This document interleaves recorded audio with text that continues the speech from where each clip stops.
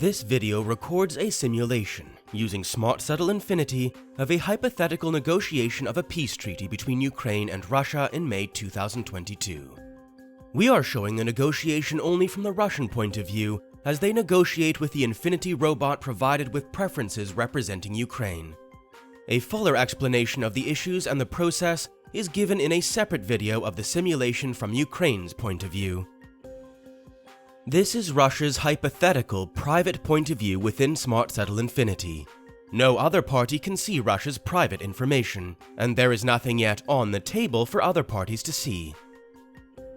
The left panel lists the issues. It is important to understand that these have been assembled for the sake of the simulation and may be very different from the real issues. What Russia prefers on each issue is on the right-hand side. Russia has created some private reference packages, including one that is planned as an optimistic proposal and another called status quo.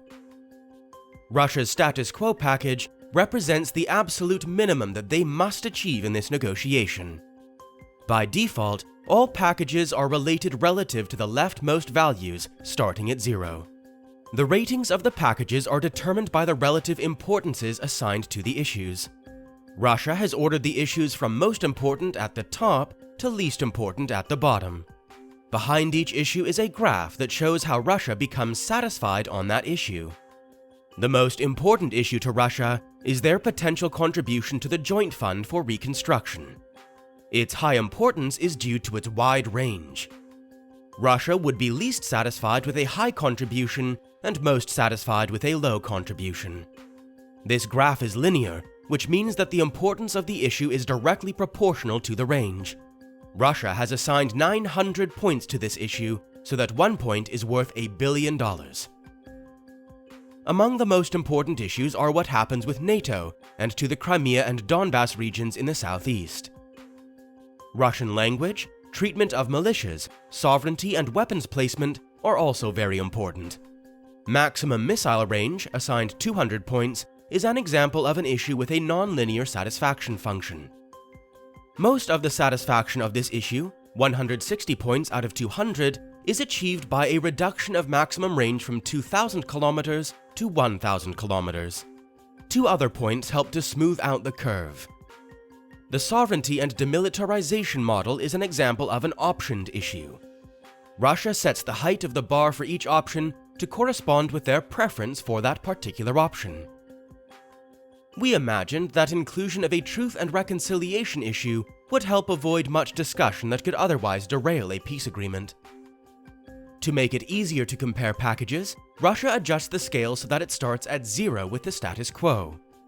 Now, the ratings of the other packages are a measure of how much better they are than the status quo.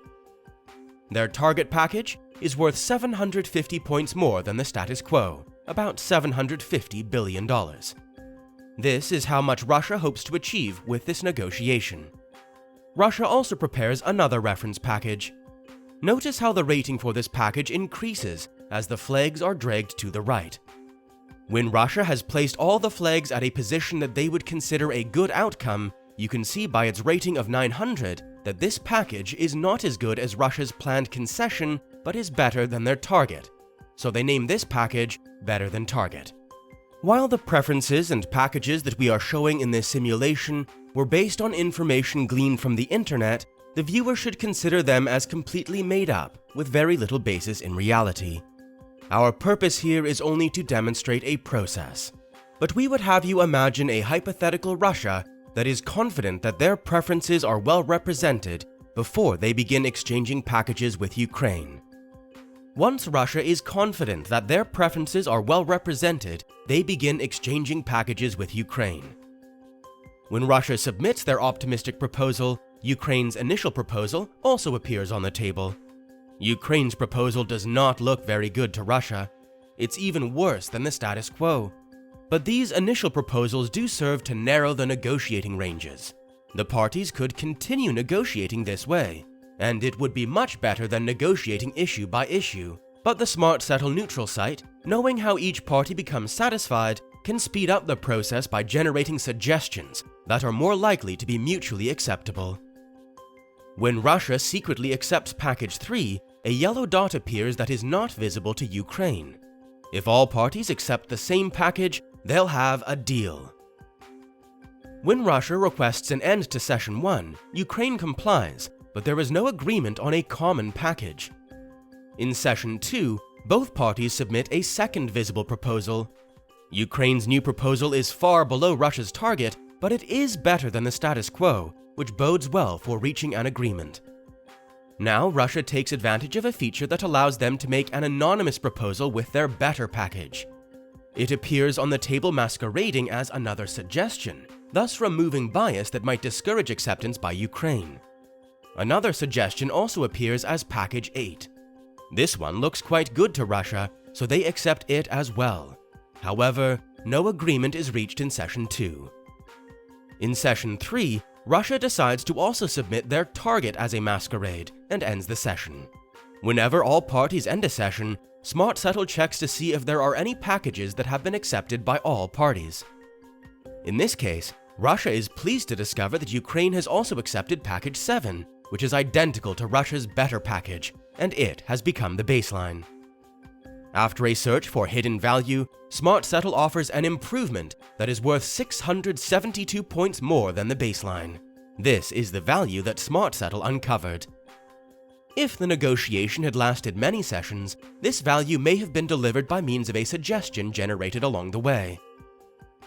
Either way, if both parties have their preferences well represented, Smartsettle's signature algorithm, Maximize the Minimum Gain, works at the end of the process to make sure that there is no value left on the table. After all parties accept the improvement, it becomes their final agreement in this simulated negotiation between Ukraine and Russia. A longer explanation of this simulation from Ukraine's point of view can be found on the Smartsettle e-negotiation channel on YouTube. Thanks for watching. Stop the video here if you'd like to review some of the main points.